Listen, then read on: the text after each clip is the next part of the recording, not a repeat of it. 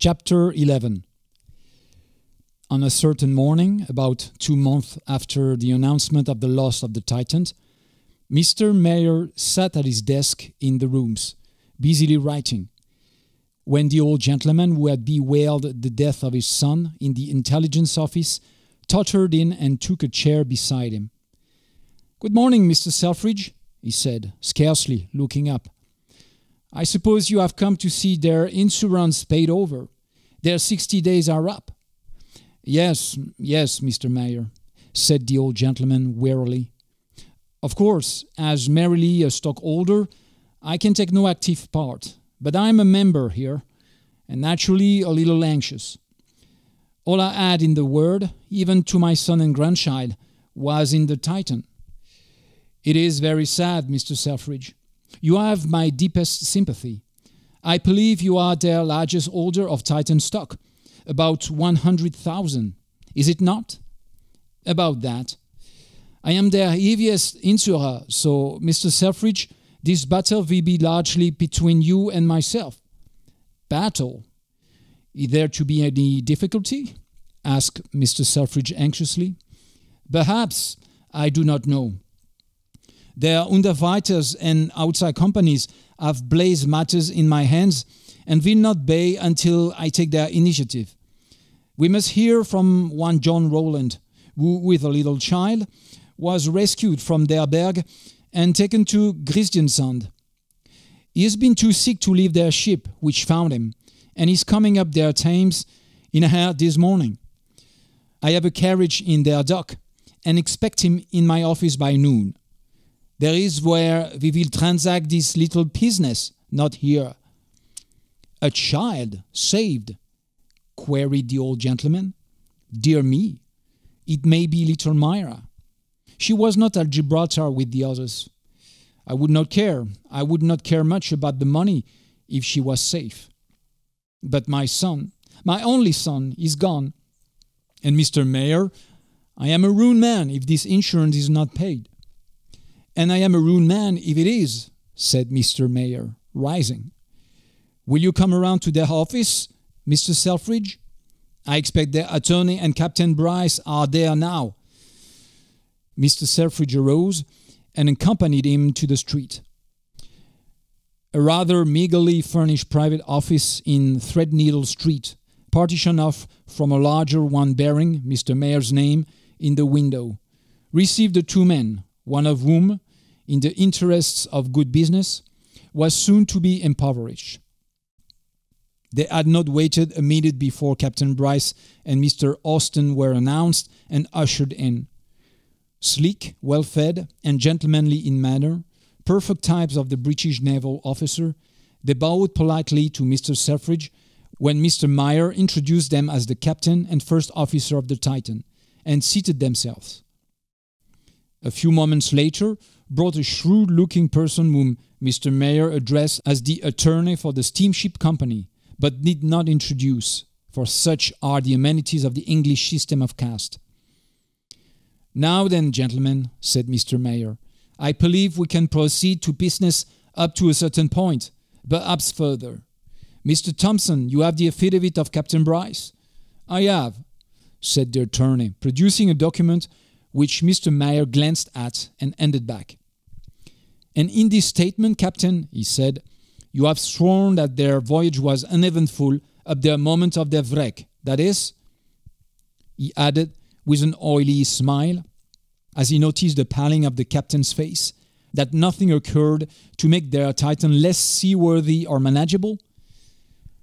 "That is what I swore to," said the captain with a little sigh. "You're part owner, are you not, Captain Bryce?" "I own 5 shares of the company stock." "I have examined their charter and their company lists," said Mr. Meyer. "Each boat of their company is, so far as assessments and dividends are concerned, a separate company. I find you are listed as owning 2/62 of their Titan stock. This makes you, under their law, part owner of their Titan and responsible as such." "What do you mean, sir, by that word responsible?" said Captain Bryce quickly. For answer, Mr. Meyer elevated his black eyebrows, assumed an attitude of listening, looked at his watch, and went to the door, which, as he opened, admitted the sound of carriage wheels. "In here," he called to his clerks, then faced the captain. "What do I mean, Captain Bryce?" he thundered. "I mean that you have concealed in your sworn statement all reference to their fact that you collided with and sunk the ship Royal Age on their night before the wreck of your own ship." "Who says so? Or do you know it?" blustered the captain. "You have only that bulletin statement of the man Rowland, an irresponsible drunkard." "The man was lifted aboard drunk at New York," broke in the first officer, "and remained in a condition of delirium tremens up to the shipwreck. We did not meet the Royal Age and are in no way responsible for our loss." "Yes," added Captain Bryce, "and a man in that condition is liable to see anything. We listened to his ravings on the night of the wreck. He was on lookout, on the bridge. Mr. Austin, the boatswain, and myself were close to him." Before Mr. Meyer's oily smile had indicated to the flustered captain that he had said too much, the door opened and admitted Rowland, pale and weak, with empty left sleeve, leaning on the arm of a bronze-bearded and manly-looking giant who carried little Myra on the other shoulder, and who said, in the breezy tone of the quarterdeck, "Well, I've brought in half dead, but why couldn't you give me time to dock my ship? A maid can't do everything." "And this is Captain Barry of their Peerless," said Mr. Meyer, taking his hand. "It is all right, my friend. You will not lose. And this is Mr. Rowland, and this is their little child. Sit down, my friend. I congratulate you on your escape." "Thank you," said Rowland weakly, as he seated himself. "They cut my arm off at Christiansand, and I still live. This is my escape." Captain Bryce and Mr. Austin, pale and motionless, stared hard at this man, in whose emaciated face, refined by suffering to the almost spiritual softness of age, they hardly recognized the feature of the troublesome sailor of the Titan. His clothing, though clean, was ragged and patched. Mr. Selfridge had arisen and was also staring, not at Rowland, but at the child, who, seated in the lap of the big Captain Barry, was looking around with wondering eyes.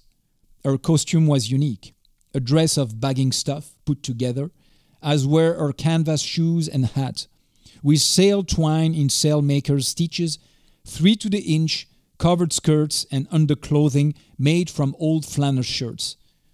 It represented many an hour's work of the watch below, lovingly bestowed by the crew of the Peerless. For the crippled Rowland could not sue. Mr. Selfridge approached, scanned the pretty features closely, and asked, "What is her name?" "Her first name is Myra," answered Rowland. "She remembers that, but I have not learned her last name, though I knew her mother's years ago, before her marriage." "Myra, Myra," repeated the old gentleman. "Do you know me? Don't you know me?" He trembled visibly as he stooped and kissed her. The little forehead puckered and wrinkled as the child struggled with memory. Then it cleared, and the whole face sweetened to a smile. "Gwampa," she said. "Oh, God, I thank thee," murmured Mr. Selfridge, taking her in his arms. "I have lost my son, but I have found my child, my granddaughter." "But, sir," asked Rowland eagerly, "you, this child grandfather? Your son is lost, you say? Was he on board the Titan? And the mother, was she saved, or is she too—" He stopped, unable to continue. "The mother is safe in New York, but the father, my son, has not yet been heard from," said the old man mournfully. Rowland's head sank, and he hid his face for a moment in his arm, on the table at which he sat. It had been a face as old and worn and weary as that of the white-haired man confronting him. On it, when it raised, flushed, bright-eyed and smiling, was the glory of youth. "I trust, sir," he said, "that you will telegraph her. I am penniless at present, and besides, do not know her name. Selfridge, which of course is my own name. Miss Cornell or Miss George Selfridge. Our New York address is well known, but I shall cable her at once. And believe me, sir, although I can understand that our debt to you cannot be named in terms of money, you need not be penniless long. You are evidently a capable man, and I have wealth and influence." Rowland merely bowed slightly, but Mr. Meyer muttered to himself, "Wealth and influence, perhaps not. Now, gentlemen," he added in a louder tone, "to business. Mr. Rowland, will you tell us about their running down of their royal age?" "What is the royal age?" asked Rowland. "I sailed in her one voyage. Yes, certainly." Mr. Selfridge, more interested in Myra than in the coming account, carried her over to a chair in the corner and sat down, where he fondled and talked to her after the manner of grandfathers the world over.